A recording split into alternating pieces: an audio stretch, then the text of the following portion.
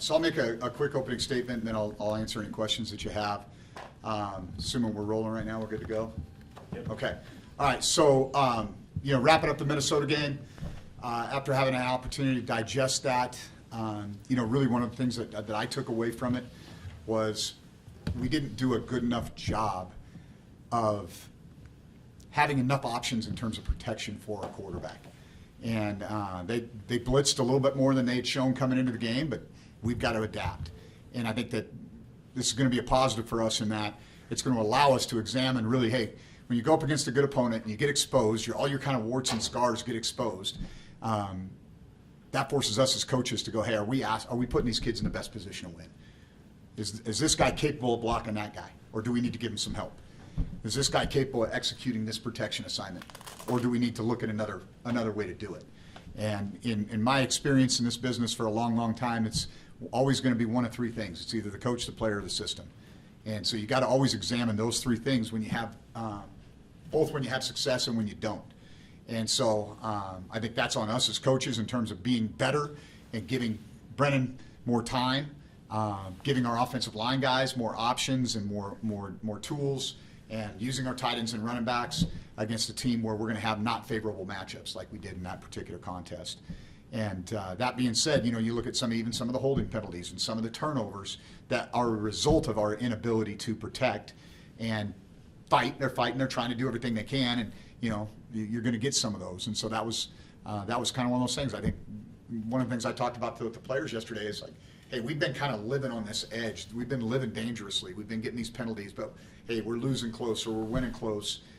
Well, that's what happens in the long run if you keep making the same mistakes.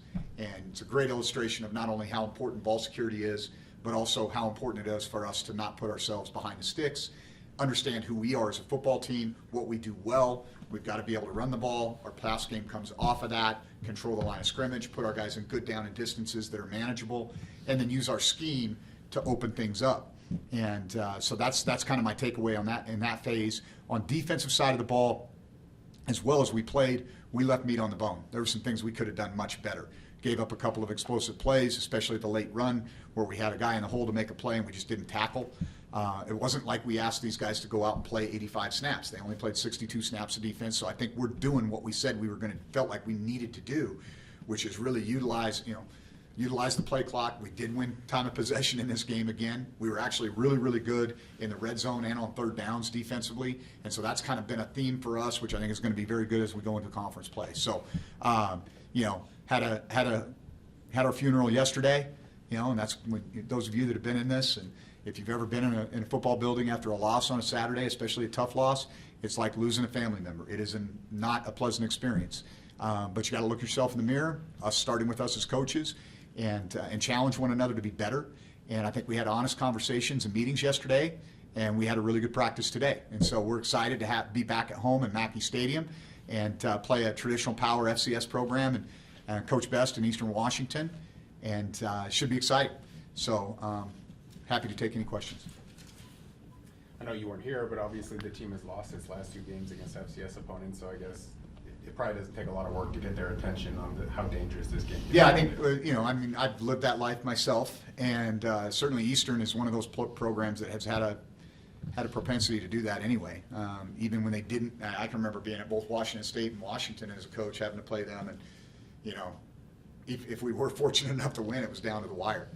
They're just they took Fresno to overtime last year. They got into a shootout with an Idaho team that handled Nevada pretty handily last year. And so, yeah, that was part of the message, was let's take a look at who these guys are and to remind them that whatever you see on film or whatever you think you see on film, you're going to get a much better version of that from this outfit when they show up in Mackey Stadium. And I know Coach Best and his mindset and his personality, he'll have these guys ready to go.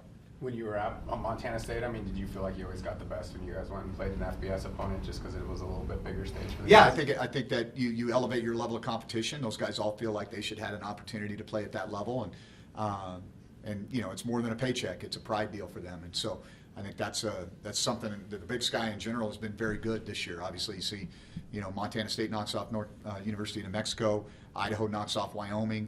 This is another opportunity for them to, on a big stage to get their shot. And we know I certainly know what we're getting into. And they bring a lot of challenges and a lot of things they do. Offensively, very creative. always have good skill players, good runners, use 3 different quarterbacks, like just a lot of screen game. It's going to be, it's going to be an interest. They're up tempo, so they present a lot of challenges on the offensive side. Defensively, they're a little bit more static, but they, they play hard. They play hard, and they always have. Probably should have looked this up. Did you go against Coach Best when you were Yeah, at multiple times. Yeah, Okay. yeah. Well, I guess I did how not. did that- I did not beat Coach Best. Yeah, so we were kind of in that building phase, and then the last 2 years we didn't play him. And so when we started to kind of make our climb at Montana State, because it's an unbalanced schedule in the Big Sky, also, you just didn't get him every year. But I think his first year as the head coach, I think he still had Cooper Kupp and Kendrick Bourne, and they had some really good players, man. They were a really good football team. Could you just talk about your relationship with Coach Best? Yeah, we don't have much of a relationship. We're kind of from the same part of the world, but it's not like we're friendly or anything like that. So we're not enemies either, don't get me wrong. But we had cordial relationships when we were both Big Sky head coaches, but other than that, don't have a lot to do with one another. And I don't call him up when I'm in Coeur d'Alene and ask him if he wants to go have a beer. I do my thing. So. Is there a lot of similarity to what they were doing when you played them so many years ago? They're a little bit more run-oriented. He's gone through a lot of coordinators, and so both on the offensive and defensive side, the scheme is not exactly what I remember it being, but there's still a lot of the run game elements or things. He's an old O-line coach, and a lot of the run game elements are definitely noticeable. Kind of talked about wanting to have an identity by the end of this 5-game non-conference run. I guess how close do you feel like you are? I think I know who we are. Yeah, I certainly know what we have to do to be able to win games.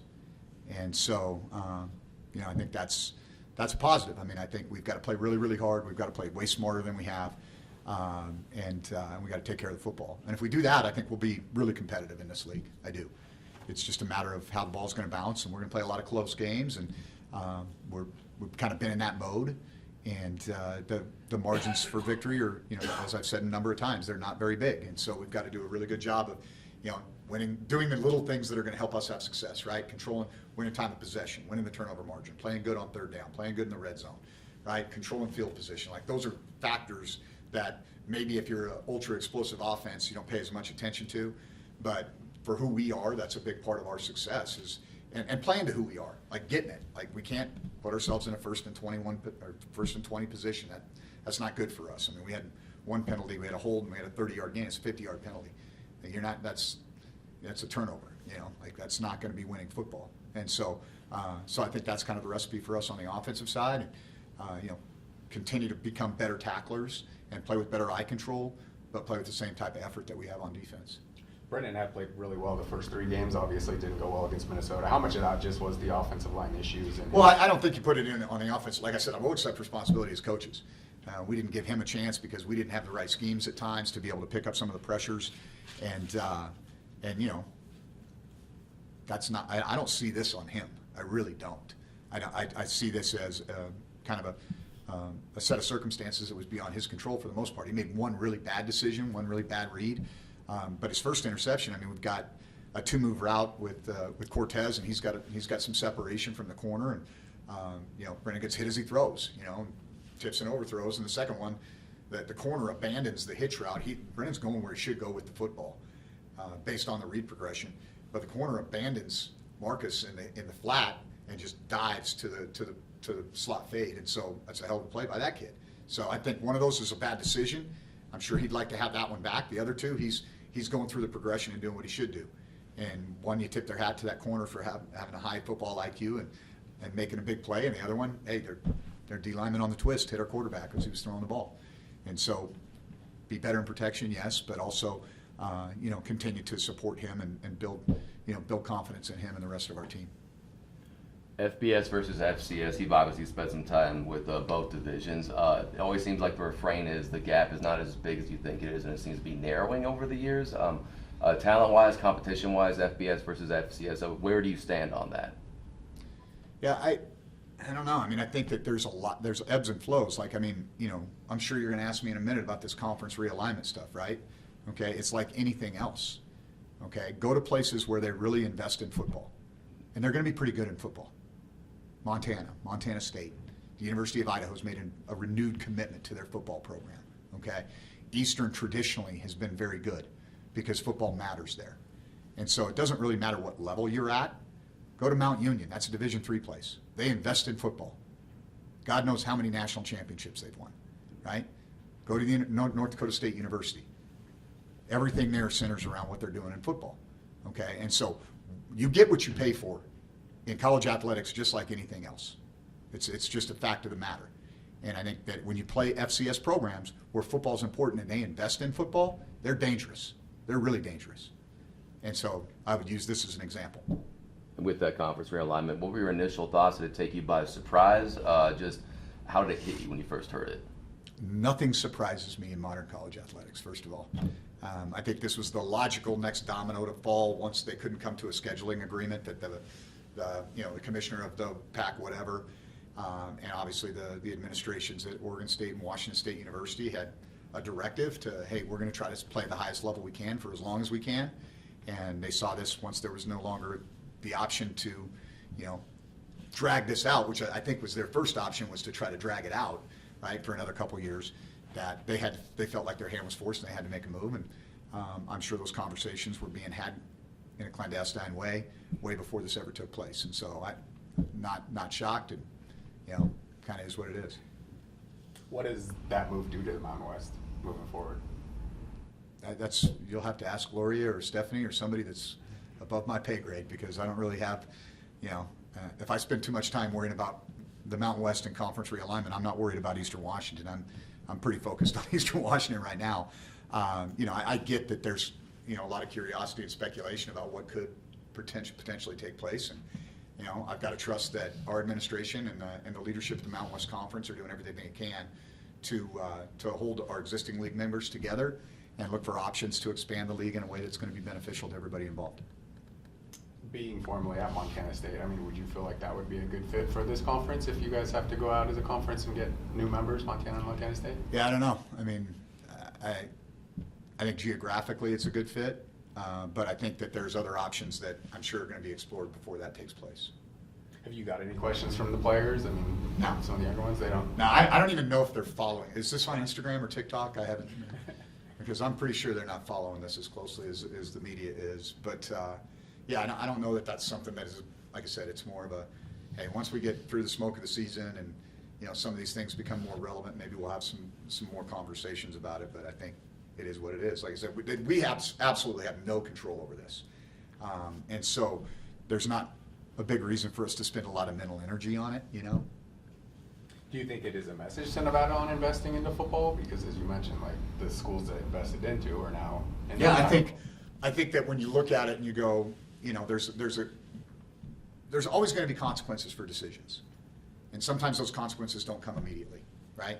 And one of the things that I really think is pretty awesome and cool here, is the amount of support that Steve and the basketball program have gotten. They've got an unbelievable fan base here. They've got a beautiful new facility, and I think that's something that we should all be really proud of, right? But we also have to, I want that for football. That's my job. I don't want to take away from basketball. I want basketball to be awesome here because that helps our brand. It's great for our university, and I want that, okay? But my job as the football coach is to push for things that I want for football, that we need for football. And I think this community can support both in a really good way. And I think that this is maybe a wake-up call and an opportunity for us to say, hey, you know what? Let's be as good as we can in everything. Let's take pride in everything that we do. And so, I think that the evidence is what the evidence is, right? You make that investment, just like we talked about the FCS schools a moment ago. You make that investment, there's usually a pretty good return on that investment. And did you see that at Montana State? Was there like a pretty clear delineation from when you got there to when you left on how the community of the university invested in football? Yes, dramatic from the standpoint of elevating, taking the steps that it was going to take to really compete with a North Dakota State, a South Dakota State, and the University of Montana, because they have a lot of cool stuff and they have a deep pockets. And if we were going to try to compete for national championships, which was what our goal and vision was, there was going to have to be some change in how we approached that. And the community did step up, and really every part of the athletic department there benefited from it. What have your thoughts just been on the coach-to-player communication through the headsets? I think it's been a positive. I think it's been a positive. It'll be interesting this week because I don't think the Big Sky's doing it. And so they have the coach's video on the sideline, but they chose to just do one and not both in the same year. And so, I think it's been really beneficial for, clock management and some quick reminders for the quarterback in particular before they break the huddle. I think that defensively it's still probably a little bit of a work in progress because you can't count on everybody to huddle, and so that's no fun. But obviously, if they get lined up before that 15-second mark comes, that some of those formation tendencies can be repeated to the inside linebacker, and he can give those guys cues based on, hey, watch this, watch that, based on what the formation is. So they won't have it for this game, and you guys will, or do you guys not? No, we can use it. Okay. Yeah. That's Yeah, interesting. we're not penalized on that particular aspect, no. But just they won't. 'Cause I don't think they have it. Yeah, so I don't think Yeah. FCS has it Yeah. at all. But. Jace Henry missed kind of the second half of the game. I guess what's his status? And Now we're kind of waiting and seeing. We've got an X-ray. He's got an MRI scheduled, and we're hopeful.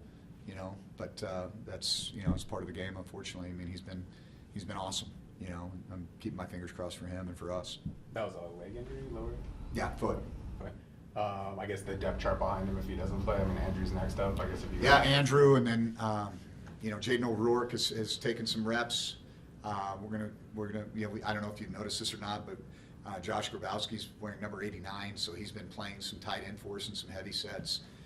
So having a bigger body that's got some athleticism, I think that'll be good. And then I think we're going to throw Chris Smalley over there and see if he can do some stuff for us too. So, sometimes necessity's the father of invention, right? So I mean, maybe we'll find something really, really cool out of this.